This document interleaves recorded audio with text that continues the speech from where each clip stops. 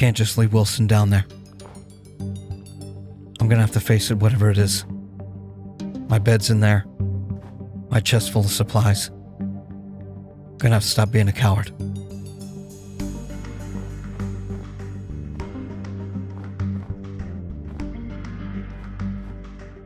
What do you want? I'm not gonna harm you.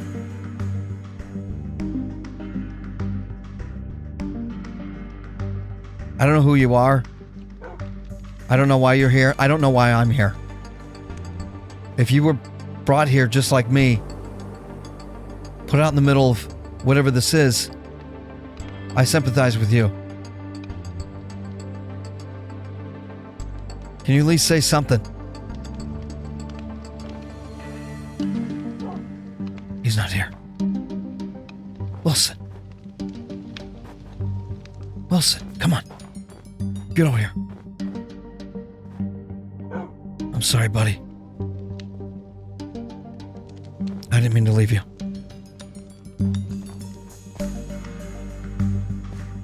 I'm gonna pack up.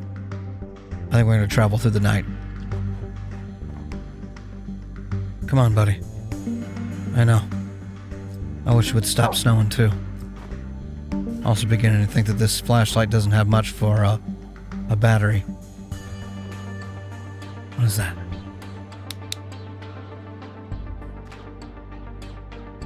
There's a light over there. I can see it right through here.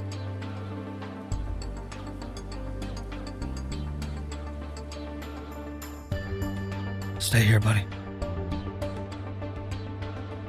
Yeah. Yeah, it's definitely a light.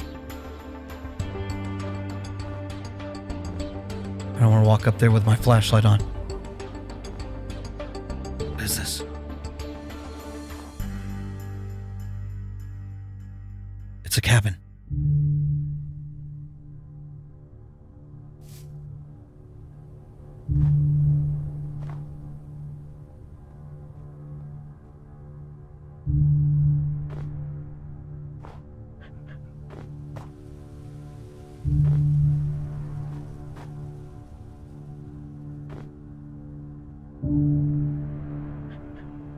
You see that? What is that?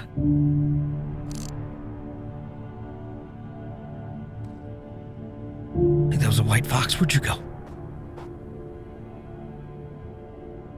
I'm gonna try to go inside. Come on.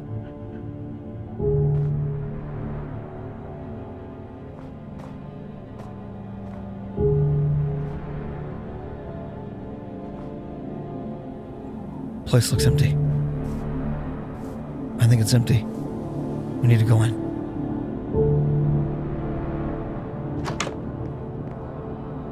Yeah.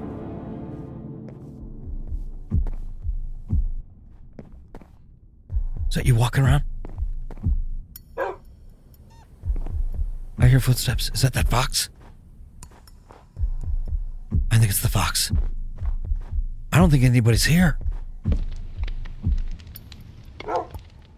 Go upstairs. Check out the loft. Look at this. A few more pieces of weed, a few string, and some more wool in a chest. This is pretty good. This is in fact better than good, buddy. I think we're gonna be alright. Little cabin. I don't think we got followed here. We're gonna be just fine.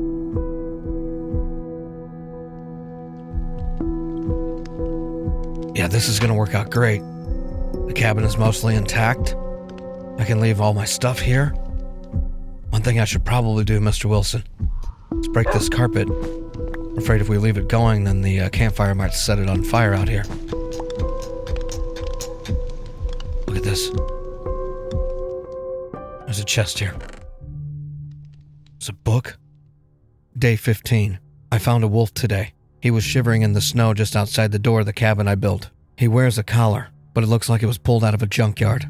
The leather is blackened with rot and the metal name tag is covered in a thick, crusty layer of rust. I tried to scrape the corrosion off with my fingernail just to see if there was a name tag, but the metal just flicked away into dust. It's a shame. A dog like this shouldn't be wearing something so decayed. It feels like he's been wandering this place for 100 years. I told him he can stay. We're both just old relics of a world that doesn't want us anymore. E. Thorne. Day 18. I tried for a third time today. I got as far as the broken spruce tree about 90 blocks or so from my doorstep before the fog turned into a wall of white static. I couldn't see my own hands, let alone anything else, but I heard it again. It's a woman. She's over there, near the dilapidated house. I can't make out the words. It sounds like she's mourning something, or maybe just calling out for a home that isn't there anymore. Every time the wind shifts, I hear her sobbing. It's the kind of sound that makes your chest ache. It reminds me of the winters back on the streets, hearing people cry out in the dark because the cold was finally winning. I wanted to run toward her, but the wolf blocked my path. He didn't bark. He just stood there, staring into the white void where the sound was coming from. His ears were perked, and he was tilting his head almost like he was listening to a recording. He wouldn't let me pass. Every time I tried to step around him, he'd just move his body to shield the way. It's hard to believe a dog can look so calm while a woman is screaming for help just a few hundred blocks away. Maybe he's protecting me, or maybe he's waiting for her to stop. I'll try again tonight if she's still out there. I can't just sit here by the fire. I'm a survivalist, not a coward. Day 19. I tried again last night. I packed my gear, took the iron spade I found, and headed for the dilapidated house. I can see the roof from the tree line. It's right there. It should only be a 5-minute walk at best, but it's not. The fog. It's not like any mist I saw back on the docks. It's thick, tasting like copper and old electronics. Every time I stepped toward the house, the trees seemed to shift. I'd walk straight for 100 blocks or so, and the fog would part just enough to show me I was right back where I started, just outside my cabin door. I'll try for the house again tomorrow. I have to believe there's a way over there that doesn't involve walking in circles. The wolf seems to know the terrain better than I do.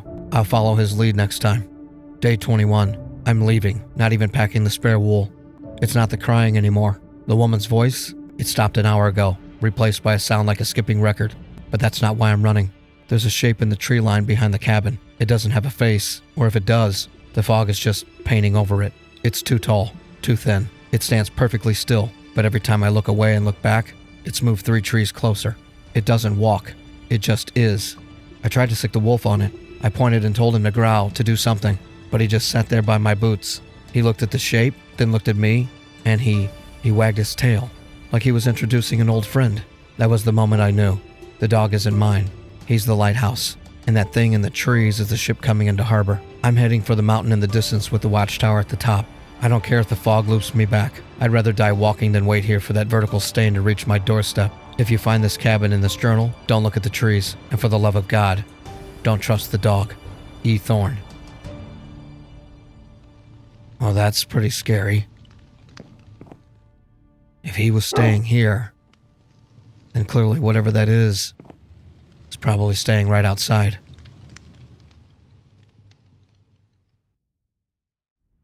Got most of everything put away. I'm going to toss this coal into here, in case we need to use it to cook something up. And I guess what I should probably do is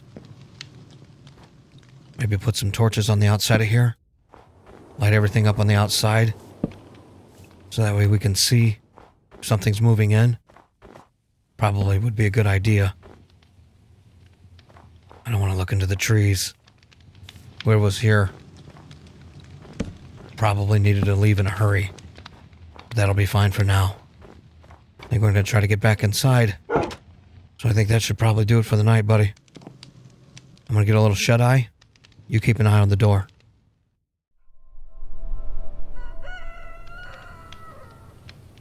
There's the sound of the morning rooster. So it's another day. It's too bad I don't know what day it is. These aren't so bad. 17 minutes on these. I planted them everywhere. So the good news is, Wilson, we've got a decent amount of berries out. We gotta hope that whatever found us the last time and took our food won't take our food this time around. I'm beginning to think there aren't any animals around, which is kind of terrible. Wilson, there's somebody standing outside the window. I just saw him. Nobody's there. I just literally saw somebody standing here. Come here, buddy. Come here. Who are you?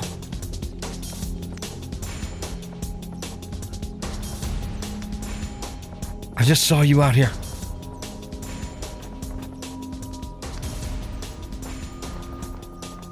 Where did you go? Guess the better question is, what do you want? You lost like me? Pretty sure that was human. At least I think it was human. It moved like a human. I just don't understand it. I saw him standing right out here.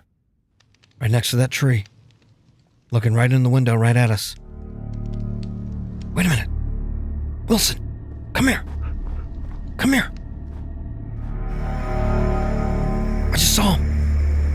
I just saw him again.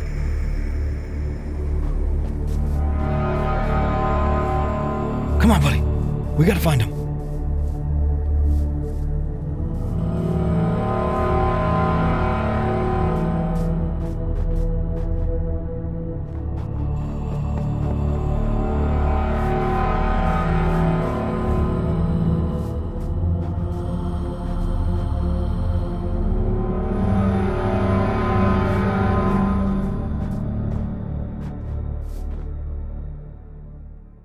What's that? Wait a minute. I think I just figured something out. Wilson, come here. You think this is the house that E. Thorne is talking about? There's a broken spruce. Oh yeah. Come on, buddy. This must be the area that E. Thorne couldn't go through. I wonder if whoever that is. I wonder if we're gonna find him up here.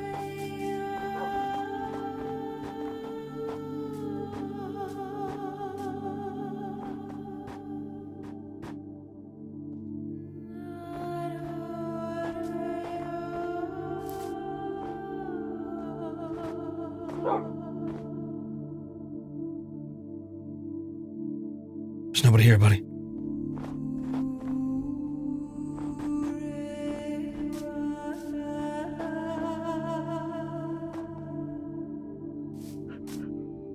There's just nothing. This has definitely got to be the house that E. Thorne was talking about. I see a chest in there. I'm afraid to go in and take whatever that is, especially with whoever that is walking around. I don't want to repeat what we had just a few days ago, but at the same time, I'm kind of curious what that is inside there.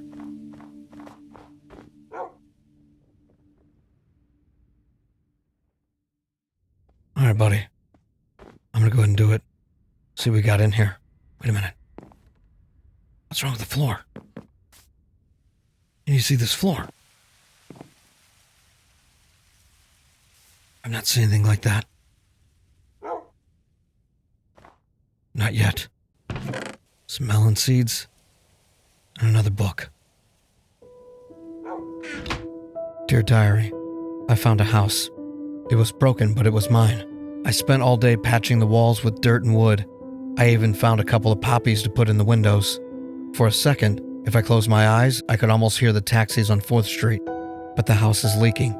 There are holes in the floor that don't lead to the basement. They lead to a void of tiny black and purple squares. I guess that explains that. Regardless, I will fix this place up and call it my very own real home. Sarah M.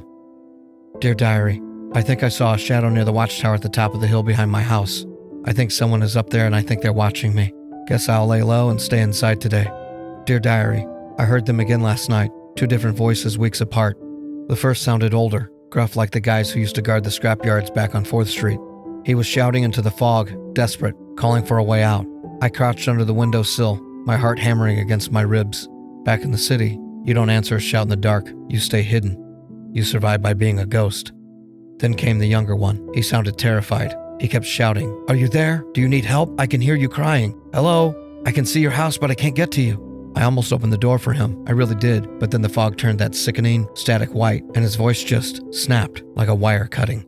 Now, the woods are silent again, except for the wolf. He was just sitting on my porch this morning after the screaming stopped. A beautiful wolf with a very old collar. He's very friendly, so I'm going to let him stay.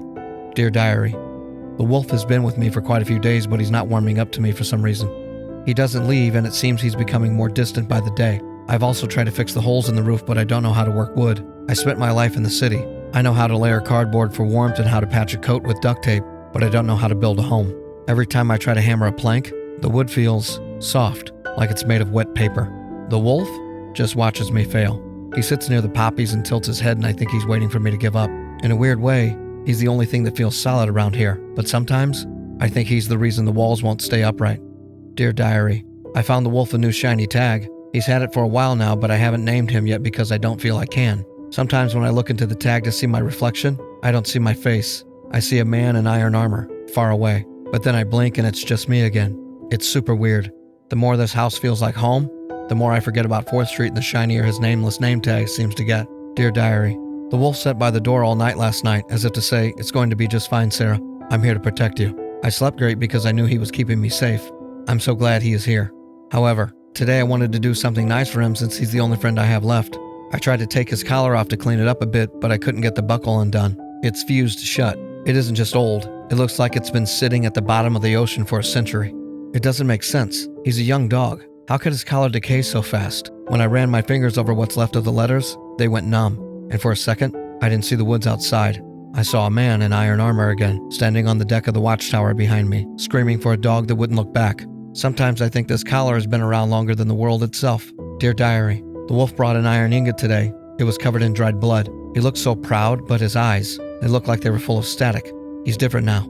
His eyes look more and more to me like he's seen 1,000 people live in this house and 1,000 people disappear in it as well. With each passing day, I'm getting more and more tired. Every time I pet the wolf, I feel a little more faded, like my memories of 4th Street are slipping through my fingers and into his fur. I'm going to sleep for a while. The wolf is guarding the door. I know nothing can get past him. Dear Diary, I'm scared. I woke up this morning and the wolf wasn't inside. He was outside the house and I don't know how he got there. I slept the entire night. I don't remember leaving the door unlocked, but maybe I did. I tried to let the wolf back in because it's so cold out there, but he won't come back inside. He got near the door once, but wouldn't cross the threshold. Now he just sits out there, staring back at me through the windows where the poppies are. What's worse is that when he looks at the house, the world around him begins to archive and pieces of my home are disappearing into the static every time he blinks.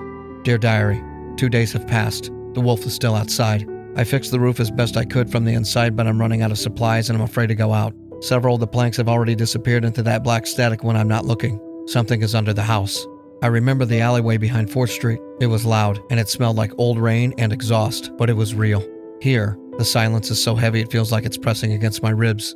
The windows aren't showing the forest anymore. When I look out, I see the city skyline, but it's all white. No lights, no people, just the shapes of buildings made of fog. I'm so cold.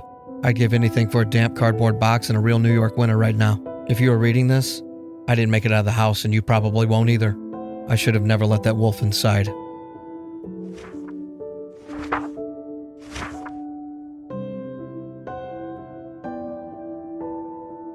Well, that's the diary of Sarah M. I'm guessing that she clearly didn't make it out of here. But I'm also wondering... Oh, there's the poppies. Everything's overgrown.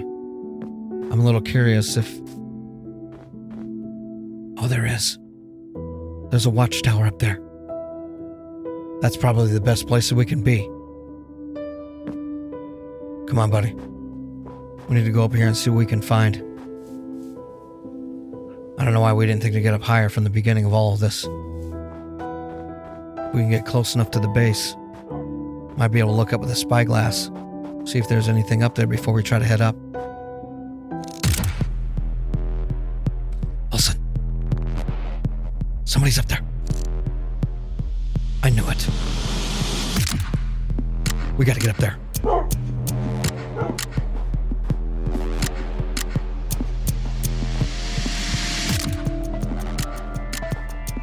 Come on, buddy.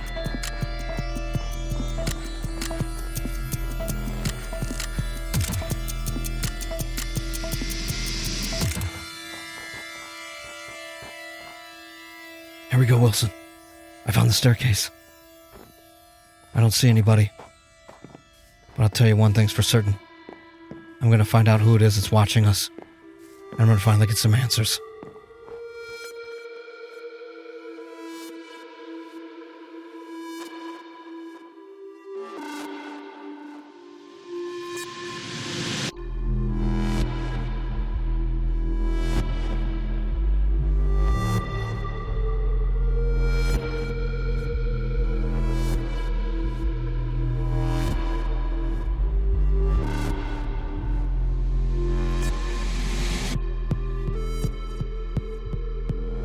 Nobody's up here. The floor is sealed. I got a feeling he's going to be on the other side of this.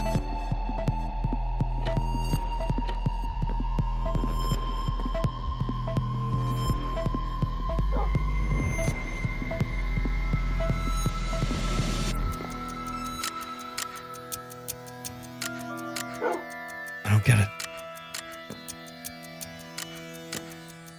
Door's open.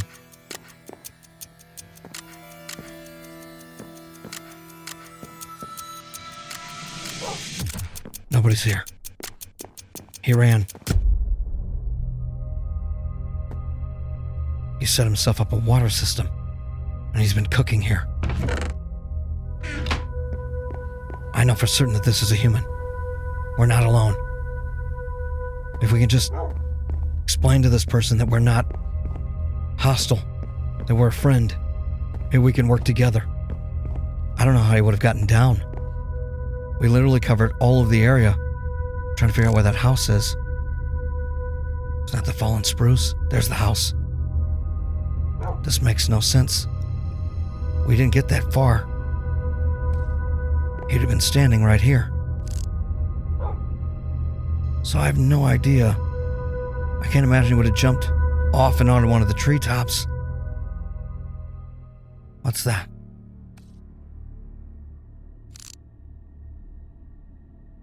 Looks like a barrel. That's weird. Wilson, where are you? Wilson. Wilson. Where'd you go, buddy? Where are you? Oh no. Oh no. Oh. What are you doing down here? How'd you get down here? I didn't come down here and sit you down. Come on. I found a barrel. Way down to the bottom of this hill. Another book.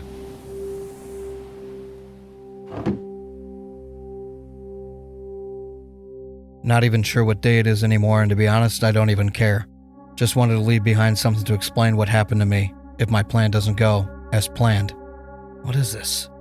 Before I leave the details, here's a bit about me and what's been going on.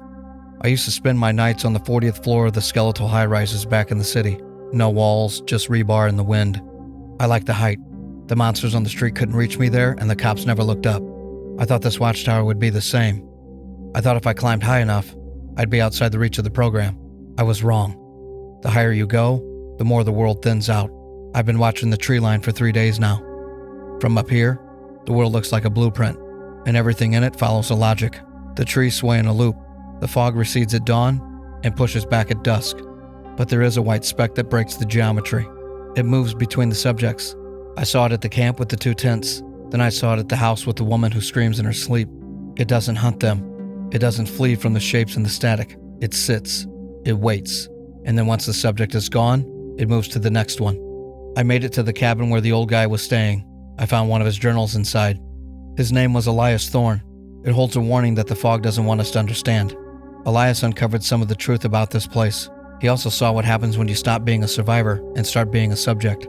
He scribbled a warning on the back of the journal in shaking handwriting. For God's sake, don't trust the dog. At first, I thought he was just another mind broken by the isolation, but then I saw it through the spyglass. The wolf was sitting near the rundown house where the woman would scream every night, sitting there next to the poppies in the window, staring directly up at me. Not at the tower, at me. It was as if its eyes were magnifying lenses, pulling data out of my skull from 100 meters away. I can see him clearly from my tower. The relic. That's what I call the dog now.